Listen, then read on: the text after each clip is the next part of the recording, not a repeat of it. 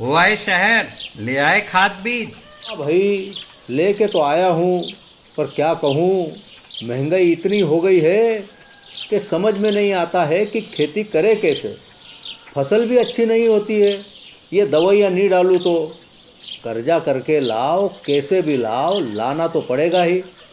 और ये दवाई की दुकान का कर्जा तो ख़त्म होने का नाम नहीं लेता। लाना तो मुझे भी है, पर सब कुछ इतना महंगा है। कहाँ से लाऊं, किससे खरीदूं, किसके पास सही दामों में मिलेगा और क्वालिटी उत्पाद भी मिलेगा या नहीं। अपनी फसलों की सही दवाओं के लिए दूर दूर तक शहरों में जाना और दवाओं को लाना पड़ता है। फसलों के लिए दवाएं सही है या नहीं, ये जानकारी भी नहीं होती। फसलों की कटाई पर सही दाम मिलेंगे या नहीं, इन तमाम मुश्किलों से दूर होने के लिए आइए खेती बाड़ी केंद्र। खेती बाड़ी केंद्र एक ऑनलाइन सेवा केंद्र है जिससे आप अपने मोबाइल के द्वारा जुड़ सकते हैं, जहां आपको अपनी खेती के लिए सही प्रकार की दवाएं मिलेंगी, वो भी होलसेल मूल्य पर। वो सभी दवाएं सीधा निर्माता से लेकर आप तक पहुंचाते हैं, यानी कि बीच में होने वाले सारे खर्च की बचत आपकी जेब में। साथ ही साथ दवाओं को लाने और ले जाने की झंझट से भी छुटकारा। अपनी मुश्किलों को दूर करने के लिए आप खेती बाड़ी केंद्र पर एक मिस कॉल करें। खेती बाड़ी केंद्र का किसान मित्र आपसे तुरंत संपर्क करेगा और आपको सभी जरूरी जानकारी देगा। खेती बाड़ी केंद्र की फ्रेंचाइजी लेकर खेती बाड़ी मित्र बनिए और किसानों की सेवा कर देश की तरक्की में भागीदार बने। आज ही संपर्क करें नीचे दिए गए नंबर पर और खेती बाड़ी केंद्र से जुड़े। ये है खेती बाड़ी केंद्र ऐप। अच्छा, किसानों की सरदारी, उन्नत खेती बाड़ी। खेती बाड़ी केंद्र, देश के अन्नदाता की दुकान।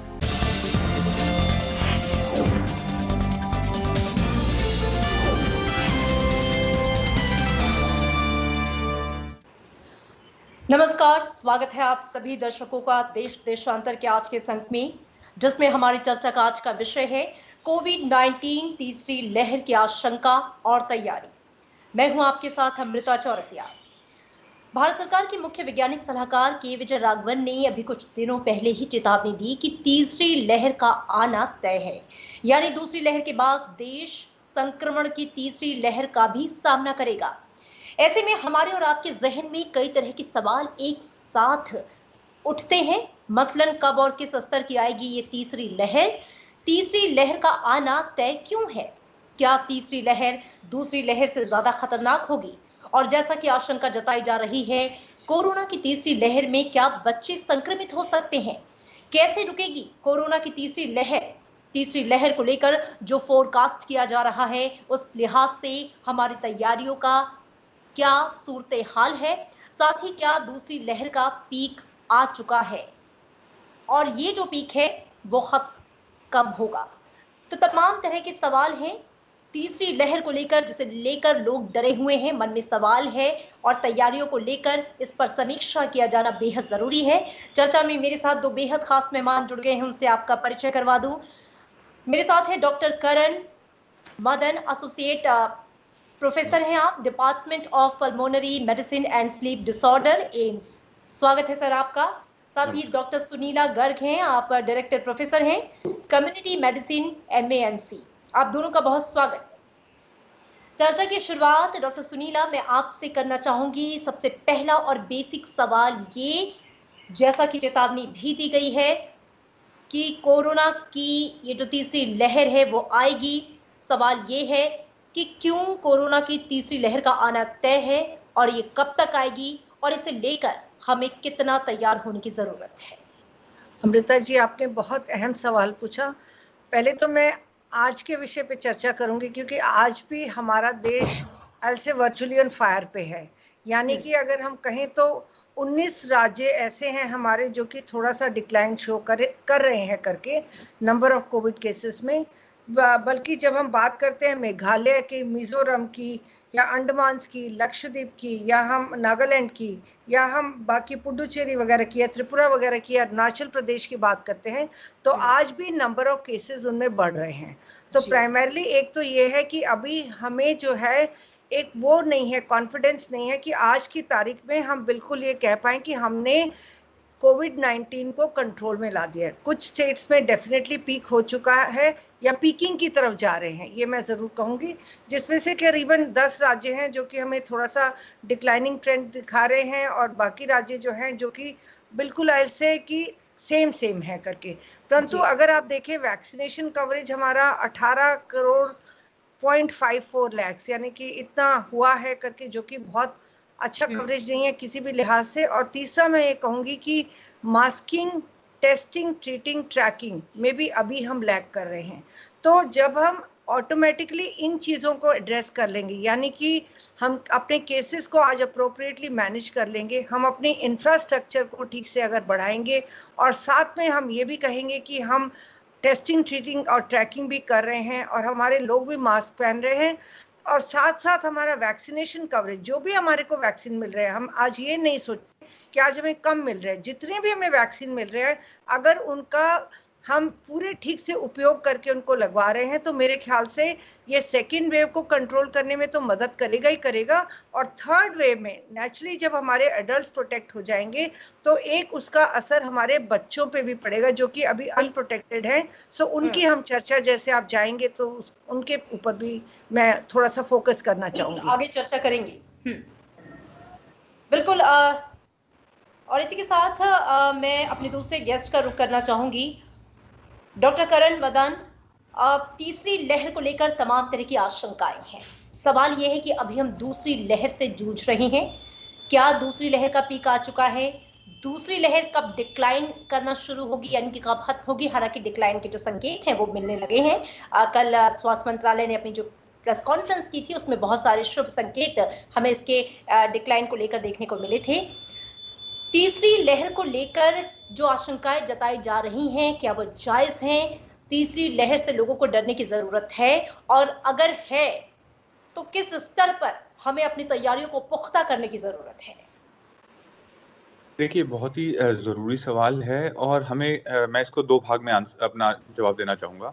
देखिए, पहली चीज़ तो ये कि दूसरी लहर का जो ट्रेंड है, जैसे स्वास्थ्य मंत्रालय ने भी बताया कि वो थोड़ा डिक्लाइनिंग ट्रेंड पे है।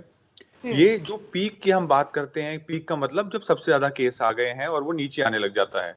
क्योंकि हमारा देश एक बहुत बड़ा देश है, बहुत सारे राज्य हैं, बहुत सारे लोग हैं, और इन्फेक्शन का रेट ऐसा नहीं है कि एक समय पे एक जैसा पूरे देश में चल रहा है। कहीं पे कम होता है, तो जहां पे वो बढ़ रहा है वहां पे केस बढ़ेंगे।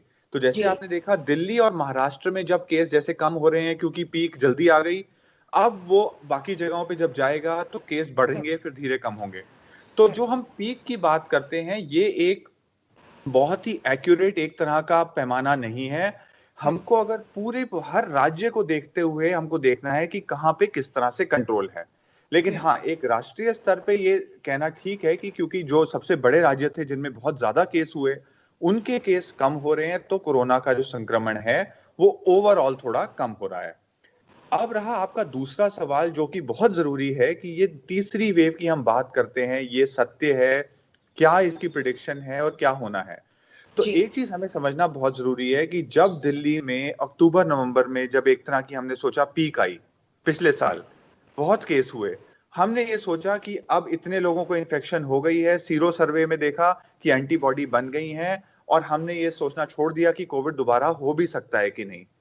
2 महीने का हमारे पास समय रहा जब सब कुछ ऐसा लग रहा था नॉर्मल हो चुका है, और तब एकदम तूफान की तरह ये कोविड की इन्फेक्शन सामने आई।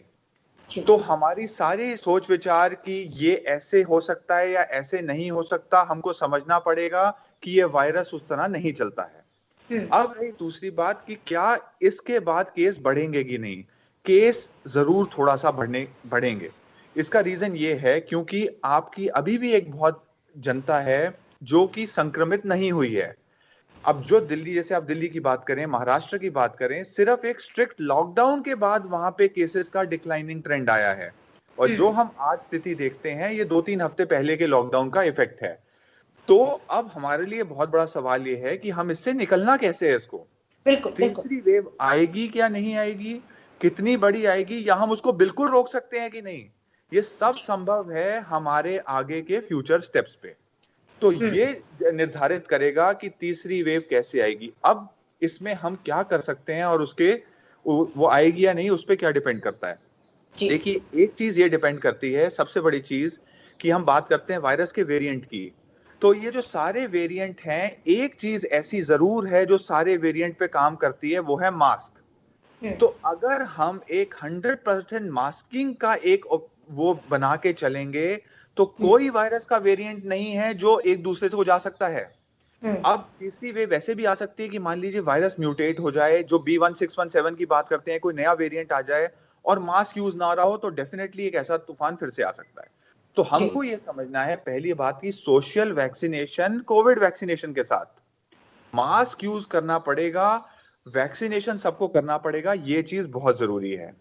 और तीसरा एक जो सब्जेक्ट बहुत इंपॉर्टेंट जो डॉक्टर गर्ग ने भी बताया कि जो बच्चों को अब हमको एक ऐसा ये है कि हमको सोचना और उसके लिए एक आगे का रूट निर्धारित करना बहुत जरूरी है, क्योंकि अमेरिका का भी डेटा है कि जनवरी तक अमेरिका में 23 लाख बच्चों की इन्फेक्शन के रेट उन्होंने रिपोर्ट किया था। इसका ये मतलब नहीं है जो हम पहले सोचते थे कि बच्चों में कोविड इन्फेक्शन नहीं हो सकती, जरूर हो सकती है। उसका इम्पैक्ट क्या है? उसका इम्पैक्ट ये है, एक तो बच्चे के अलावा घर के बाकी मेंबर्स में इन्फेक्शन बढ़ने का रिस्क है। देखिए स्कूल्स को कैसे खोलना है, वो जब चीजें होंगी बच्चे जाएंगे, बच्चे उस तरह से सोशल वैक्सीनेशन नहीं कर पाते जिस तरह हम एडल्ट्स कर पाते हैं। वो मिलते हैं, उनमें इन्फेक्शन बहुत रैपिडली स्प्रेड कर सकता है, और वो घर आएंगे तो वो वल्नरेबल लोगों घर पे भी इन्फेक्शन का रिस्क है।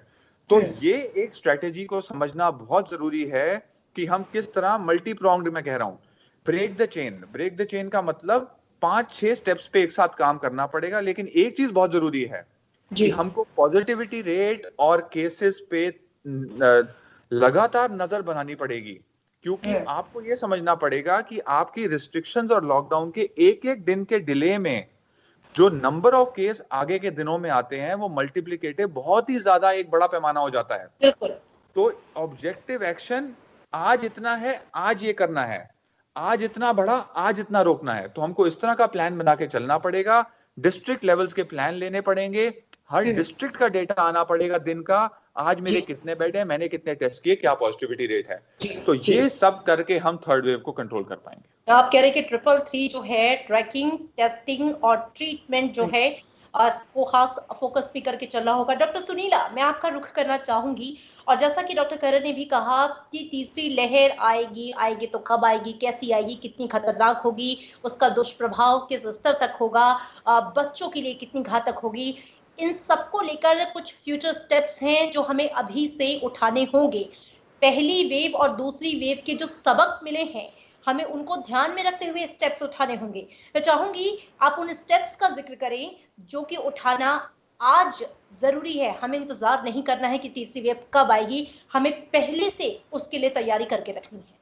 ये बहुत अच्छा सवाल आपने पूछा। मैं ये जरूर कहना चाहूंगी, मैं डॉक्टर करण के पॉइंट से लेना चाहूंगी कि सोशल वैक्सीनेशन जिसको हम कहते हैं, मास्किंग एक बहुत इंपॉर्टेंट मुद्दा है जिसको कि हमें पूरा तरह से फॉलो करना है।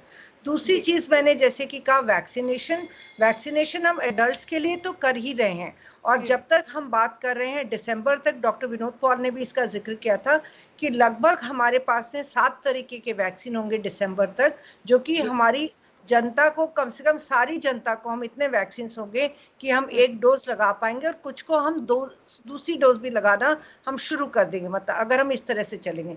साथ साथ आज ज़रूरत है हमें अपनी इंफ्रास्ट्रक्चर को इस तरह की बनाने की कि अगर हम थर्ड वेव के बारे में सोचते हैं और हम बच्चों के बारे में सोचते हैं, क्या वाकई में हमारा सिस्टम बच्चों को डील करने के लिए तैयार है? आज की तारीख में अगर हम देखेंगे, एडल्ट्स की ट्रीटमेंट गाइडलाइंस जो है उसको आपका जनरल प्रैक्टिशनर भी फॉलो कर सकता है, उसको आपका फिजिशियन भी फॉलो कर सकता है, उसको आपके पल्मोनोलॉजिस्ट भी फॉलो कर सकते हैं, गैस्ट्रोएंटरोलॉजिस्ट भी फॉलो करें, सब लोग कर रहे हैं।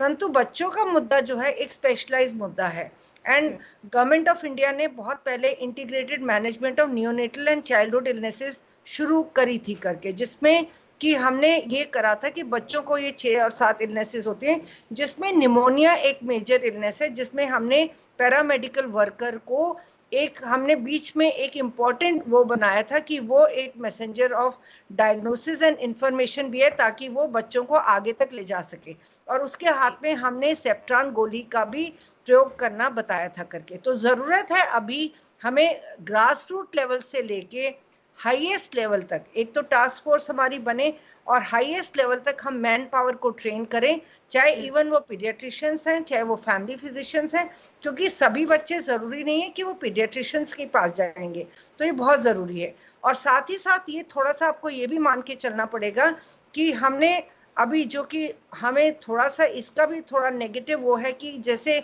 हमारे बड़े लोग बीमारी से ग्रसित हुए और वो अस्पताल में चले गए, और आपने देखा कि आम जनता में काफी क्रोध था, क्योंकि उन्होंने देखा कि हमारे जो नजदीक वाले हैं वो हमारे से बिछुड़ गए, कुछ तो ठीक हो गया है, कुछ हमारे क्योंकि लेट पहुंचने की वजह से या कुछ भी आप कह लीजिए वो नहीं आ पाए। तो हम ये कहेंगे कि अगर हम ग्रामीण इलाकों की और शहरी इलाकों की भी बात करेंगे तो बच्चों की देखभाल के लिए हमें जरूरी है कि माँ का या पिता का वहां होना जरूरी, क्योंकि ये नहीं है कि बच्चा अकेला अस्पताल में भर्ती हो जाएगा अगर वो उसको भर्ती करने की जरूरत है तो साथ साथ ये देखना पड़ेगा। और आज की तारीख में अभी मैंने आपको बताया कि थोड़े दिन पहले ही हमने 3 दिन पहले, जिसमें कि मैं बहुत क्लोजली इन्वॉल्व थी, रूरल एरियाज के लिए भी गाइडलाइंस हमने release, ministry of health and family welfare ने रिलीज की, क्योंकि इसमें मैं बहुत क्लोजली इन्वॉल्व थी, तो मुझे मालूम है कि इसमें हमने ना कि केवल फ्रंटलाइन वर्कर्स, आशा वर्कर्स, मल्टीपर्पज वर्कर्स और उनको उनका रोल बताया कि वो घर घर जाके किस तरह से वो इन्फ्लुएंजा लाइक इलनेसेस की जांच भी करेंगी, उनकी टेस्टिंग के लिए भी हमने उनको बेसिकली वो कराया करके, और 24 तारीख को ये प्रोग्राम हरियाणा में भी लॉन्च होने जा रहा है, तो ये स्टेट टू स्टेट डिपेंड करेगा किस तरीके से। तो साथ साथ ये भी है कि अभी से ही हम तैयारी शुरू कर दें कि फ्रंटलाइन वर्कर्स और मल्टीपर्पज वर्कर को भी हम वेल इक्विप करें उनकी नॉलेज के साथ, जो कि हमने integrated management of neonatal childhood illnesses के दौरान किया था। और साथ में जो हमारे आयुष्मान भारत के अंतर्गत पूरी वो जितनी भी हमारे स्वास्थ्य के related primary health centres, district अस्पताल या हमारे सेंटर, सबको तैयार करना पड़ेगा, क्योंकि अभी भी हम देखते हैं काफी हमारे सिस्टम में खामियां हैं जो कि इवन अडल्ट्स को भी केटर नहीं कर पा रही, तो ये बहुत जरूरी हो जाता है आज की तारीख में। तो मैं, और तीसरी चीज जो है बच्चों के लिए वैक्सीन, इसके लिए ऑलरेडी भारत बायोटेक ने तैयारी हमारी शुरू कर दी है in form of a trial, and also अभी हमारे पास में नेजल वैक्सीन भी आएंगे जो कि काफी कारगर साबित होंगे बच्चों में, और ये उसको हम ज्यादा से ज्यादा नंबर में भी ले पाएंगे। और अभी भी ये बहुत जरूरी है, हालांकि बच्चों में हम इतनी वैक्सीन हेजिटेंसी नहीं देख पाते हैं, क्योंकि बच्चों को टीकाकरण जो है वो माँ बाप ही लेके आते हैं, तो ये सोचने वाली बात है। और क्योंकि जब आज की तारीख में अगर माँ बाप टीकाकरण के लिए लंबी लंबी हम देखते हैं कतारों में खड़े हुए हैं, हालांकि पहले बहुत हेजिटेंसी थी जो कि अब उत्सुकता में बदल गई है। हेजिटेंसी काफी हद तक दूर हुई है। डॉक्टर सुनीला, जिन बातों का आपने जिक्र किया, क्योंकि हम तीसरी लहर की आशंका को लेकर, उसकी तैयारियों को लेकर बात कर रहे हैं, हम जानते हैं कि पहली लहर के मुकाबले जो दूसरी लहर है उसमें हमारा जो संक्रमण का रेट है वो गांव में शिफ्ट हो गया, ये जस्ट अपोजिट हो गया, और गांव जो है इस समय संक्रमण के हॉटस्पॉट बनते जा रहे हैं। तो रूरल हेल्थ इंफ्रास्ट्रक्चर पर बहुत ज्यादा ध्यान देने की जरूरत है, और इसे लेकर केंद्र सरकार ने गाइडलाइंस भी जारी की, जिसका पार्ट आपने बताया आप खुद भी थी। तो इन गाइडलाइंस का पालन करते हुए आगे बढ़ने की जरूरत होगी। डॉक्टर करण, वैक्सीनेशन जो निकल कर आ रहा है, सबसे इंपॉर्टेंट पॉइंट, उस समय कहा जा रहा है कि कोविड-19 के खिलाफ जो हमारी लड़ाई है, एक बड़ा हथियार है वैक्सीन। हम जानते हैं कि भारत में दुनिया की सबसे बड़ी वैक्सीन ड्राइव चल रही है, 18 करोड़ से ज्यादा लोगों को वैक्सीनेट किया जा चुका है। बावजूद इसके 130 करोड़ की जनता में की अगर हम बात करें तो हम बहुत पीछे हैं। तीसरी लहर की हम बात कर रहे हैं, कितना फोकस होकर हमें इस वैक्सीन ड्राइव को और ज्यादा गति देने की और ज्यादा तेज करने की जरूरत है, ज्यादा से ज्यादा पॉपुलेशन को इस ड्राइव के अंतर्गत वैक्सीनेट करने की जरूरत है, ताकि तीसरी लहर, चूंकि अभी वक्त निर्धारित नहीं है कब आएगी कैसे आएगी, हम उससे पहले ज्यादा से ज्यादा लोगों को वैक्सीनेट कर पाए। इसके लिए आपको क्या लगता है, किस तरह का मैकेनिज्म और किस तरह की तैयारियां या जो चल रहा है उसमें और कैसे बूस्टअप करने की जरूरत होगी?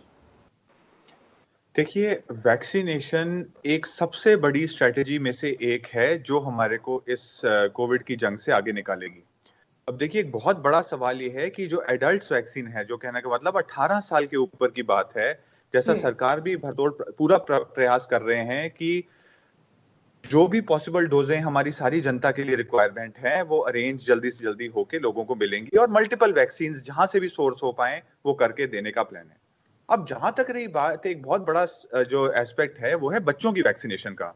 देखिए, अभी हाल ही फिलहाल में कुछ दिन पहले ही जैसे सिंगापुर में कुछ बड़ी तेजी से कोविड के केस बढ़े, तो शायद वहां भी उन्होंने एक जो फाइजर वैक्सीन है उसको 12 साल के ऊपर के लिए अप्रूवल के लिए वो किया है।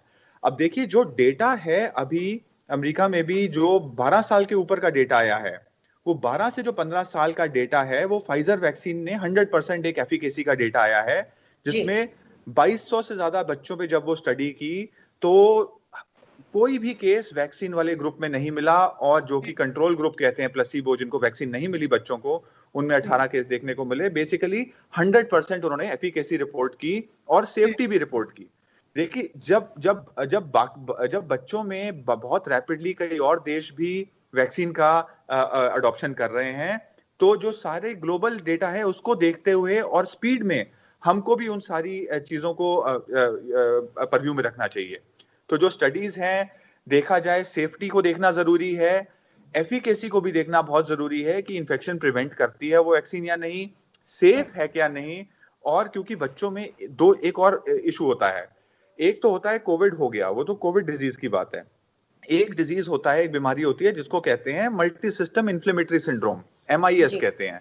वो होता है कि कोविड इन्फेक्शन ठीक हो गई बच्चों में, लेकिन उसके होने के बाद उनका शरीर ऐसा रिस्पॉन्स करता है कि बॉडी में एक तरह का डिजीज और बहुत सारे ऑर्गन को इन्वॉल्व करने वाली एक बीमारी हो सकती है, जो कि जिसको MIS कहते हैं।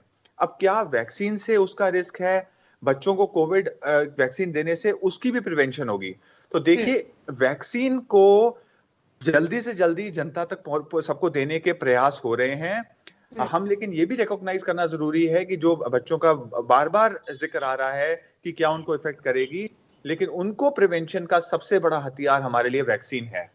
तो उसको हमको कॉन्क्रीट वे में बहुत ही रैपिड पेस में सारी दुनिया का लिटरेचर देखते हुए रैपिडली अडॉप्ट करने की जरूरत है, क्योंकि इस वेव के डाउन होने के बाद हमें कुछ महीनों का हो सकता है वक्त मिले जब केसेस डाउन रहें, और उसी वक्त हमारे को थर्ड वेव से टैकल करने के स्टेप्स लेने हैं। तो आई थिंक ये समय हमारे लिए बहुत इंपॉर्टेंट है। इस समय को हमको ये नहीं करना चाहिए कि हमारे केस कम हो गए, हमको इसी वक्त सारे प्रयासों, सारी साइंस को इकट्ठा करके आगे आने वाली वेव को रोकना कैसे है ये देखना पड़ेगा। बिल्कुल सही बात डॉक्टर करण आपने कही, लेकिन डॉक्टर सुनीना, वैक्सीनेशन ड्राइव जिस तरीके से अभी हमारे देश में चल रही है, हालांकि लगातार प्रोडक्शन भी बढ़ाया जा रहा है, दूसरे देशों से फिलहाल कोवैक्सीन और कोविशील्ड के अलावा स्पुतनिक भी आ चुकी है। बच्चों को वैक्सीन लगाने के लिए भी ट्रायल शुरू हो चुका है, और आने वाले दिनों में उम्मीद कर रहे हैं कि बच्चों को वैक्सीन लगाई जाए, जो 2 से 18 साल तक की उम्र भारत में निर्धारित की गई है, क्योंकि कनाडा पहला देश बना जिसने बच्चों को वैक्सीन लगाई, उसके बाद अमेरिका भी, और जैसा कि डॉक्टर करण ने बताया कि वहां से बड़े अच्छे एफिकेसी के जो हैं वो संकेत मिले हैं। किस तरह की चुनौतियां आप देख रही हैं, क्योंकि जरा सा हमें जो डर है इस वक्त वो तीसरी लहर को लेकर है। ये हम चाहते हैं कि तीसरी लहर के पहले हम अपने बच्चों को सुरक्षित कर सकें। ऐसे में अभी चूंकि एक बड़ा वर्ग है देश में 18 से 45 साल की उम्र का, जिसको वैक्सीनेशन अभी दी जा रही है, उसमें अभी कहीं ना कहीं चुनौतियां आ रही हैं। ऐसे में बच्चों को भी इस ड्राइव में शामिल कर लेना, किस तरह की चुनौतियां आप देख रही हैं और इसे पार करने के लिए किन स्टेप्स की जरूरत को महसूस करती हैं? बिल्कुल ठीक बोला आपने। जैसा कि थोड़े दिन पहले आपने सुना होगा, प्रधानमंत्री जी ने बोला था कि स्वस्थ भारत में जो बच्चे हमारे इन्वॉल्व हुए थे, हम उनको इन्वॉल्व करें और उनको एक मैसेंजर ऑफ चेंज बनाएं। यानी कि जैसे हमने पोलियो में भी पोलियो उन्मूलन सेना में बच्चों को इन्वॉल्व किया था, तो ये बहुत ज़रूरी है कि हम बच्चों के द्वारा भी कुछ जागरूकता के प्रोग्राम करें। नंबर 2, जो अभी हमारी ऑनलाइन क्लासेस, डिजिटल क्लासेस हो रही हैं, टीचर्स भी उनको अभी से सिखाएं कि 3 साल से ऊपर का बच्चा जो है वो मास्क पहन सकता है करके, साथ में बार बार हाथ को कैसे धोना, और साथ में जो थोड़े बड़े बच्चे हैं, पर्टिकुलरली जैसे कि डॉक्टर करण ने अभी जिक्र किया था, बड़े बच्चों का ट्रायल जो शुरू हो चुका है, वो क्योंकि मैं उसको बहुत अहम इसलिए मानती हूँ क्योंकि आज हमारे जो भारत में भी हमने देखा है कि बच्चे जो हमारे एडोलेसेंट बच्चे हैं, यानी कि 10 से 19 साल और 18 साल से ऊपर तो हम वैक्सीनेशन शुरू कर चुके हैं, परंतु उससे छोटे जो बच्चे हैं उनमें भी बहुत ज्यादा मात्रा में ओबेसिटी यानी कि मोटापा देखा जा रहा है, उनमें भी कोमॉर्बिडिटीज को देखा जा रहा है। तो वो बच्चे भी हमारे लिए एक रिस्क ग्रुप हैं। तो मैं ये भी चाहूंगी कि बेसिकली हम उनको पहले वैक्सीनेट करें, क्योंकि जितने छोटे बच्चे होंगे उनमें जो है इन्फेक्शन जो है माइल्डर होगा। हम उनको भी वैक्सीनेट करें, परंतु हम फेज वाइज मैनर में उनका वैक्सीनेशन भी हम जरूर करें। तो ये जल्दी से जल्दी करना जरूरी होगा। और अगर जैसे कि मैंने बताया कि और वैक्सीन हमारे पास में आ गए, जैसे कि नेजल वैक्सीन पर्टिकुलरली जो कि हमारे भारत बायोटेक वो भी बना रही है करके with one of the American companies, तो ये भी एक बहुत कारगर साबित होगी। और क्योंकि सिंगल डोज वैक्सीन है वो भी, और ज्यादातर कोशिश यही रहनी चाहिए कि हम जितनी जल्दी से जल्दी इस पीरियड में हम अपनी फैसिलिटीज को बच्चों के अनुरूप तैयार कर सकें, हम अपनी मैन पावर को तैयार कर सकें, और वैक्सीनेशन को, क्योंकि वैक्सीनेशन अब घर घर, क्योंकि आशा और आंगनवाड़ी वर्कर जाएंगी, उनके पास हर बच्चे का हिसाब है। और क्योंकि हम देश में करीबन 26 मिलियन हमारे बच्चे पैदा होते हैं जिनको कि हम एक नहीं कई कई डोजेस लगाते हैं, यानी कि उनको जन्म पे भी लगती हैं, फिर 3 बार हम बुलाते हैं, फिर उनको खसरे के टीके के लिए बुलाते हैं, तो 5 बार लगभग हम पहले साल के अंदर बुलाते हैं, और जिसमें कई तरीके के टीके देते हैं और उसके हिसाब से उनका टीकाकरण हम कैलकुलेट करते हैं। तो इस तरह से पूरी 1000 की संख्या में पूरा उनका ब्यौरा हमारे पास में कि कितने बच्चे हैं। तो इस तरह से हमारे को ये आसान हो पाएगा कि जल्दी से जल्दी अगर वो सेंसिटाइज करेंगे करके, और ये कोशिश भी की जा रही है कि उनको ये भी कि बच्चों को भी टीका लगेगा। और बहुत ही अहम स्टेप है, और इसे कहते हैं कि एकदम तेजी से, तेज गति से इस पर काम करने की जरूरत है, क्योंकि ये जो इम्पोर्टेंट वक्त है उसी में अपने आप को तैयार करने की जरूरत है तीसरी वेव के आने से पहले।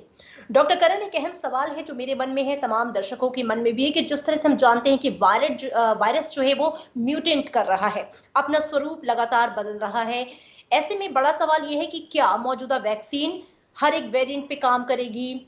और चूंकि वायरस लगातार अपना वेरिएंट चेंज कर रहा है, तो ऐसे में क्या वैक्सीन को अपडेट करने की भी जरूरत पड़ेगी?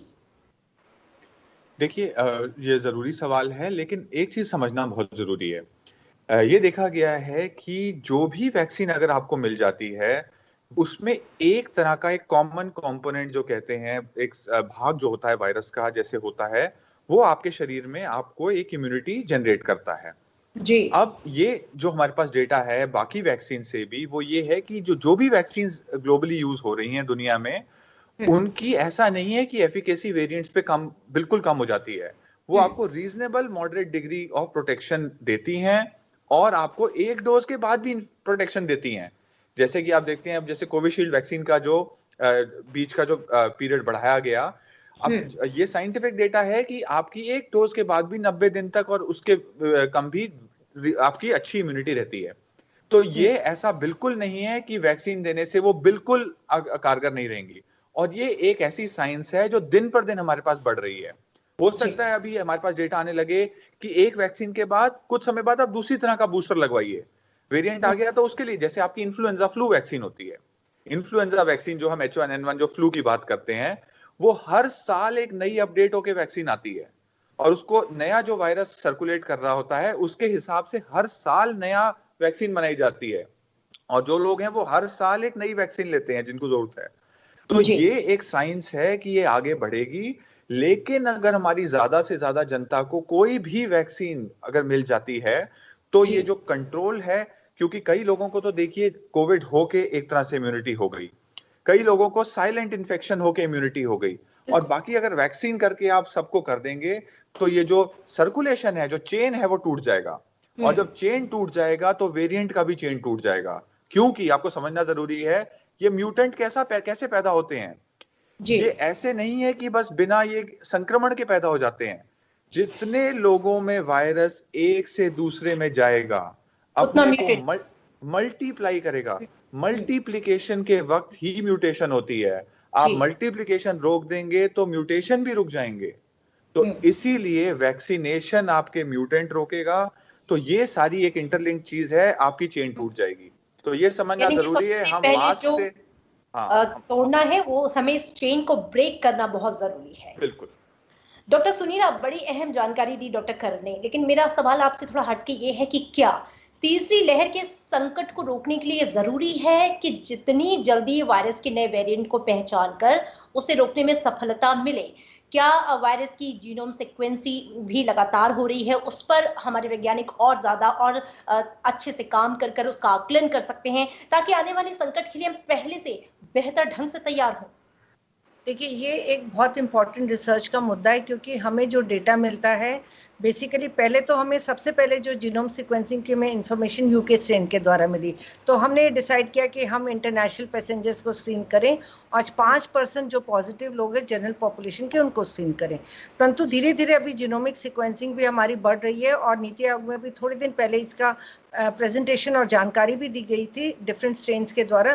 परंतु बहुत ज़रूरी है कि हम जीनोमिक सीक्वेंसिंग अलॉन्ग विद बाकी चीज़ें जो हम करें, जीनोमिक सीक्वेंसिंग भी एक अहम मुद्दा है, क्योंकि थोड़े टाइम बाद मैं ये भी जानती हूँ कि डॉक्टर करण ने जैसे वो बोला कि वैक्सीनेशन तो सबसे मेन है ही है, परंतु बहुत सारी कंपनीज ने अब अपने वैक्सीनेशन को, जैसे फ्लू वैक्सीन का भी इन्होंने बताया, हर साल WHO हमें जानकारी देता है कि कौन सा स्ट्रेन सर्कुलेशन में है, उस हिसाब से वैक्सीन मिलता है। तो कंपनीज भी अपने वैक्सीनेशन को देख रही हैं और उसके हिसाब से उसको धीरे धीरे हो सकता है इसको मॉडिफाई भी करना पड़े। और हम ये भी नहीं कह सकते कि हो सकता है कि ये 2 वैक्सीन हमारे लिए साल भर तक कारगर हो और हमें खुद भी बूस्टर देना पड़े करके, तो ये आगे का विषय है। परंतु आज की तारीख में अगर हम बात करें तो दोनों वैक्सीन जो आज हमारे पास उपलब्ध हैं, और इवन जो स्पुतनिक भी आई है, ये बहुत ही कारगर वैक्सीन है 18 से लेके ऊपर साल के लोगों के लिए। और जैसे ही बच्चों की वैक्सीन भी आई एम श्योर कि जैसे आएगी तो वो भी बहुत सेफ भी होगी, एफिकेशियस होगी, तभी वो 3rd फेज ऑफ ट्रायल में भी जाएगी। और पोस्ट हमें अपने आप को हर मोर्चे पर तैयार करना होगा आने वाले संकट से निपटने के लिए, तीसरी लहर के संभावित संकट से निपटने के लिए। डॉक्टर सुनीला, चूंकि वक्त की कमी है, सवाल बहुत सारे थे, लेकिन चूंकि हमें अपने कार्यक्रम को यहीं पर वाइंड अप करना होगा। आप दोनों खास मेहमानों का बहुत शुक्रिया इस चर्चा में शामिल होने के लिए। तो हम जानते हैं कि अमेरिका की बात हो, फ्रांस की बात करें, स्पेन की बात करें, तमाम शहरों में तीसरी और जो देश है चौथी लहर जो आकर जा चुकी है, कई में चल रही है। तो भारत में भी आशंका है कि तीसरी लहर आएगी, लेकिन जरूरत इस बात की है कि हम हर मोर्चे पर अपनी तैयारी रखें और कोविड-19 के जो अप्रोप्रिएट बिहेवियर हैं उसका पालन तो हमें हर हाल में करना ही होगा। ये पहला हथियार है। और दूसरा, वैक्सीनेशन ड्राइव का जो हिस्सा है वो ज्यादा से ज्यादा लोगों को इस ड्राइव का हिस्सा बनाया जा सके और ज्यादा से लोगों को वैक्सीन की खुराक दी जाए। आप दोनों का शुक्रिया, नमस्कार। बहुत बहुत धन्यवाद, थैंक यू। धन्यवाद।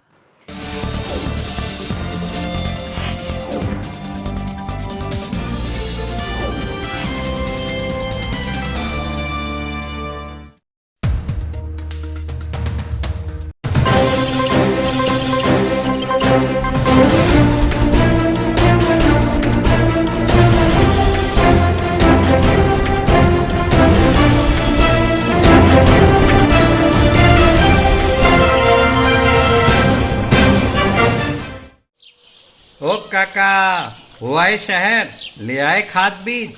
हाँ भाई, लेके तो आया हूँ, पर क्या कहूँ, महंगाई इतनी हो गई है कि समझ में नहीं आता है कि खेती करे कैसे।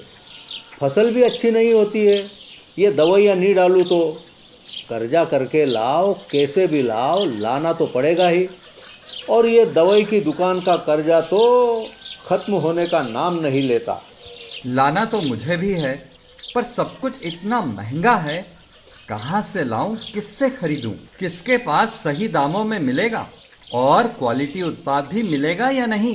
अपनी फसलों की सही दवाओं के लिए दूर दूर तक शहरों में जाना और दवाओं को लाना पड़ता है। फसलों के लिए दवाएं सही है या नहीं, ये जानकारी भी नहीं होती। फसलों की कटाई पर सही दाम मिलेंगे या नहीं, इन तमाम मुश्किलों से दूर होने के लिए आइए खेती बाड़ी केंद्र। खेती बाड़ी केंद्र एक ऑनलाइन सेवा केंद्र है जिससे आप अपने मोबाइल के द्वारा जुड़ सकते हैं, जहां आपको अपनी खेती के लिए सही प्रकार की दवाएं मिलेंगी, वो भी होलसेल मूल्य पर। वो सभी दवाएं सीधा निर्माता से लेकर आप तक पहुंचाते हैं, यानी कि बीच में होने वाले सारे खर्च की बचत आपकी जेब में। साथ ही साथ दवाओं को लाने और ले जाने की झंझट से भी छुटकारा। अपनी मुश्किलों को दूर करने के लिए आप खेती बाड़ी केंद्र पर एक मिस कॉल करें। खेती बाड़ी केंद्र का किसान मित्र आपसे तुरंत संपर्क करेगा और आपको सभी जरूरी जानकारी देगा। खेती बाड़ी केंद्र की फ्रेंचाइजी लेकर खेती बाड़ी मित्र बनिए और किसानों की सेवा कर देश की तरक्की में भागीदार बने। आज ही संपर्क करें नीचे दिए गए नंबर पर और खेती बाड़ी केंद्र से जुड़े। ये है खेती बाड़ी केंद्र ऐप। अच्छा, किसानों की सरदारी, उन्नत खेती बाड़ी केंद्र, देश के अन्नदाता की दुकान।